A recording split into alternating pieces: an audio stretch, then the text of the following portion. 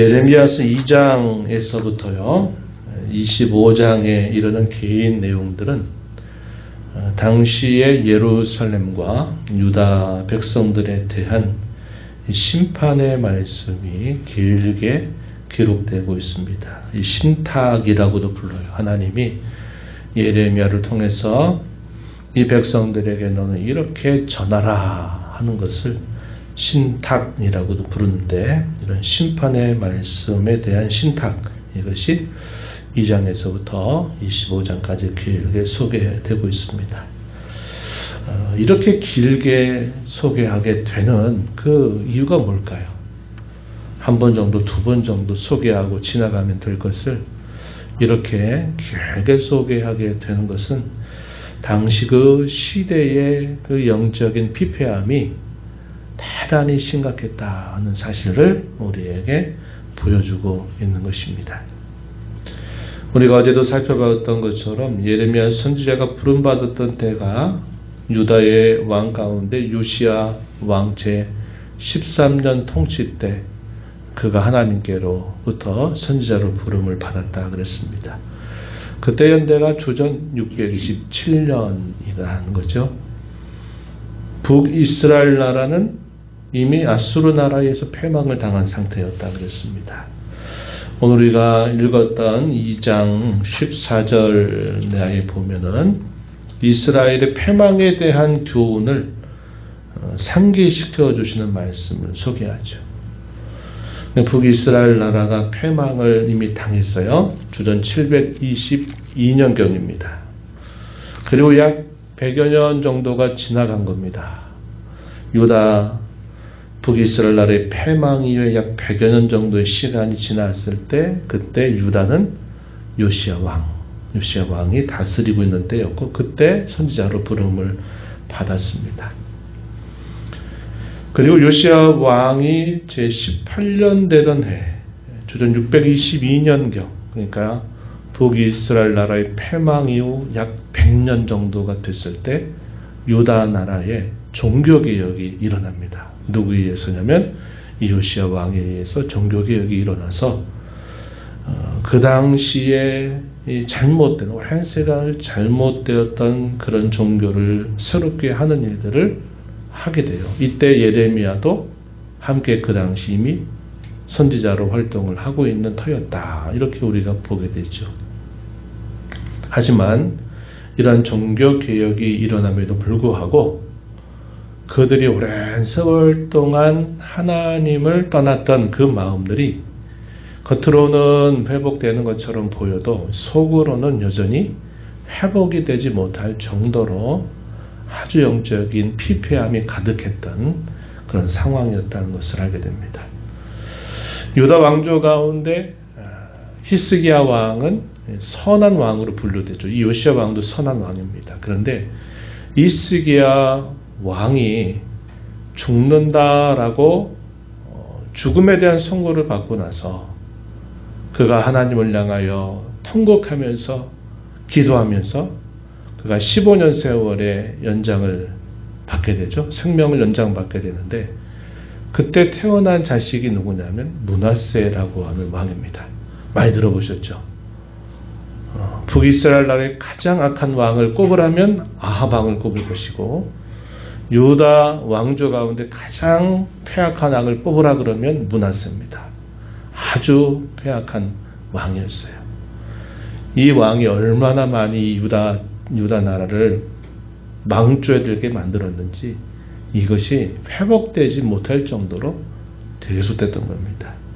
그 위에 이 요시야 왕이 되면서 선조들의 그 악행을 버리고 여호와 하나님을 따르겠다고 하는 결심을 가지고 나라를 다스리면서 율법책을 발견해서 종교개혁을 과감하게 단행하면서 많이 이 종교를 새롭게 하려고 애를 쓰지만, 이 므낫세 시대 이후로 계속되었던 이 영적인 피폐함이 근절되지 못했다 하는 것이다 하는 거죠. 그래서 예레미야의 메시지가 그들에게 잘 된다, 복 받는다, 하나님이 너희와 함께해서 모든 대적들을 이기게 하신다 하는 메시지가 아니라 그 영적으로 하나님을 떠나 있는 그 백성들을 향해서 그들이 잘못하고 있다. 빨리 여호와께로 돌아와야 된다. 하는 사실들을 계속 증거하는 겁니다. 이게 40년 세월입니다. 40여 년 동안 요시야 왕 제13년에 선자로 부름받아서 시드기야 왕, 유다의 마지막 왕이었던 시드기야 제11년 5월 완전히 바벨론에 의하여 함락당하여 패망당하게 될 때까지 계속 그 메시지를 40여 년 증거하지만 결국 어떻게 됐습니까?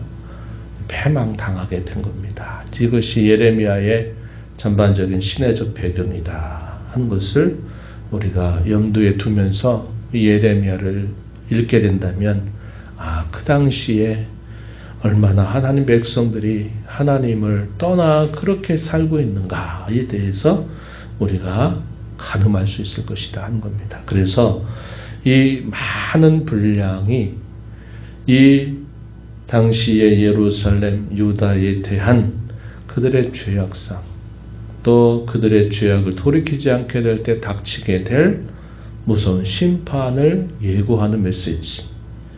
그러나 이 예레미야의 메시지는 심판이 전부가 아닙니다. 심판 넘어 하나님께서 그 백성들을 새롭게 하실 것에 대한 예언이 기록이 되고 있습니다.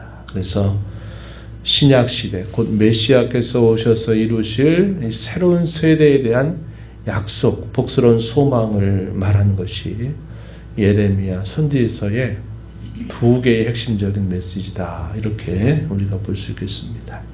그래서 오늘 우리가 읽는 이 2장의 내용에서는 당시의 이 예루살렘 유다의 이 죄악상에 대한 이야기를 꺼내기 시작하는 그 시작이 바로 2장부터 주어진다 하겠습니다. 1절부터 8절에 이런 내용에서는 범죄한 백성들에 대한 여호와의 말씀을 전달하는데 어디로까지 거슬러 올라갔느냐. 마치 결혼이라고 하는 이 관계를 통해서 비유적으로 설명하는데 뭐라고 표현했냐면 앞에서 2절에 보면 내 청년 때의 인애, 내 신혼 때의 사랑을 내가 너를 위해서 기억한다. 이렇게 말합니다. 역사적으로 언제까지 소급해 갔느냐. 이스라엘 백성들의 출애굽, 애굽 생활로부터 건져내신 그 이야기로 거슬러 올라가서 그때는 너희의 인애가 있었고 너희의 사랑이 있었다 하는 사실을 말씀하십니다.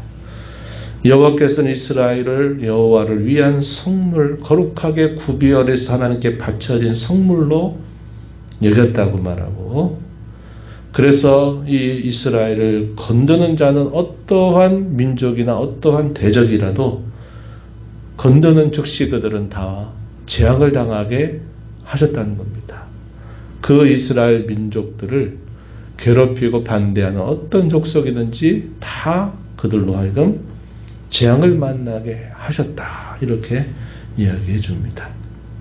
그때는 비록 나라의 형태를 아직 갖추지 못하고 12지파를 중심으로 해서 민족은 이루고 있었던 겁니다. 그러나 이미 국가가 형성된 나라일지라도, 제도가 잘 준비된 나라일지라도 이스라엘 나라를 향해서 대적했다가는 결국 하나님이 그 대적하는 백성들을 심판하시는 일을 통해서 하나님이 얼마나 이스라엘 백성들을 위하시는가를 보여주었다는 겁니다.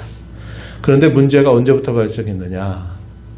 하나님이 약속하신 대로 그 백성들을 가나안 땅, 젖과 꿀이 흐르는 땅으로 그들을 들였더니 이제 그때부터 이스라엘 백성들이 잘못된 길을 더 걸어가기 시작했다. 이렇게 이야기하는 겁니다. 5절 말씀에 너희 조상들이 내게서 무슨 불의함을 보았기에 나를 멀리하고 가서 헛된 것을 따라 헛되이 행하였느냐.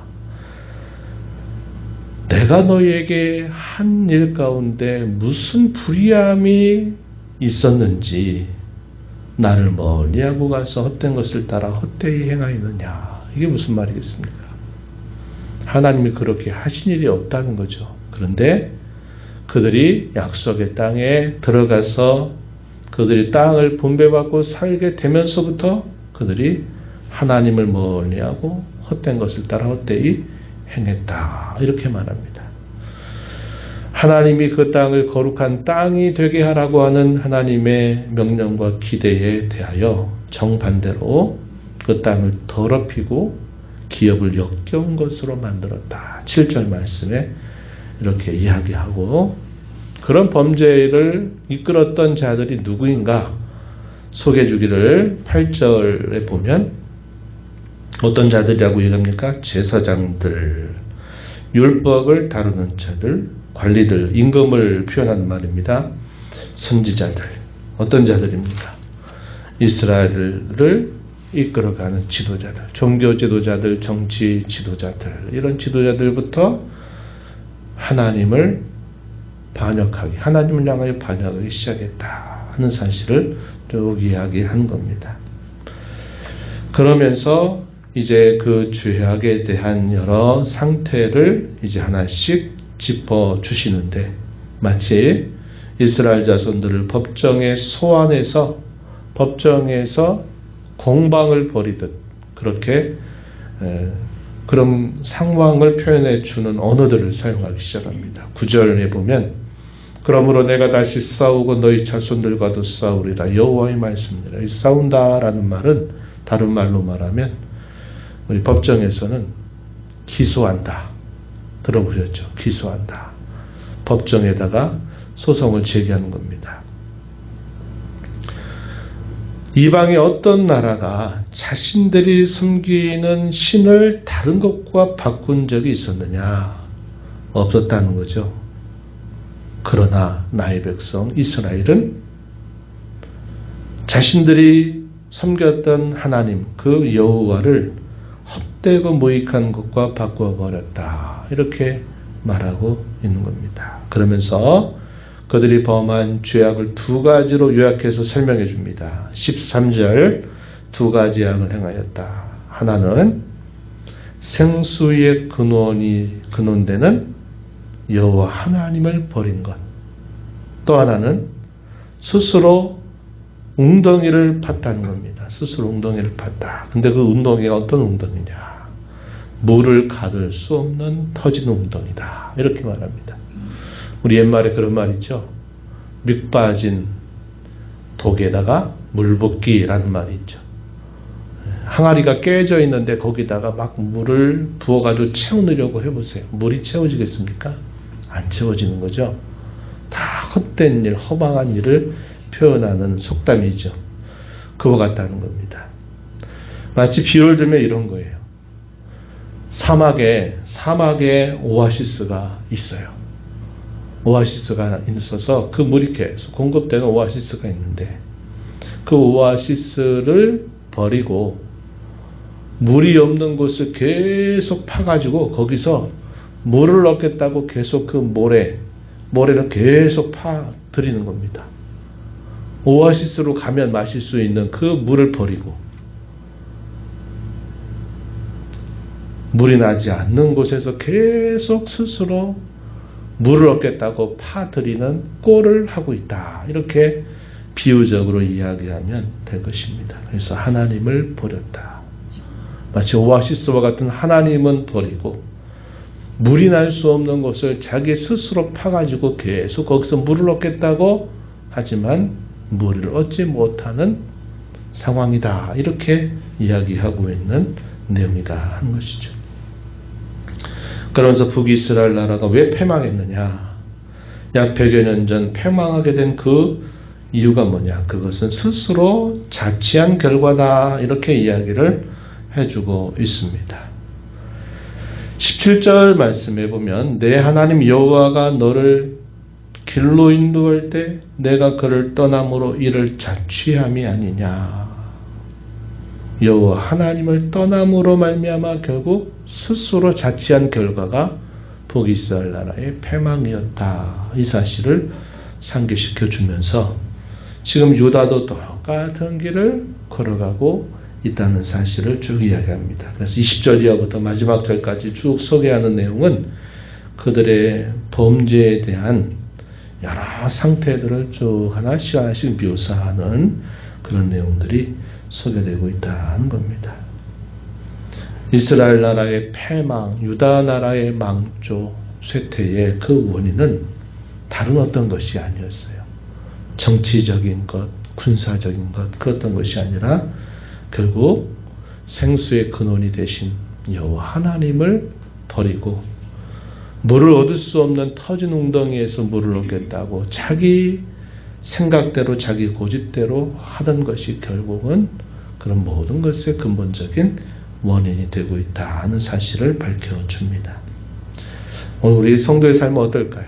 우리 삶도 마찬가지입니다. 우리 살아가는 삶에 많은 여러 가지 일들을 우리가 만나고 경험하게 되지만 우리 성도의 삶도 결국 어떤 것으로부터 근본적으로 그 문제를 우리가 안게 되고 또 그 문제를 풀어가게 되고 때로는 문제를 만나게 되는가?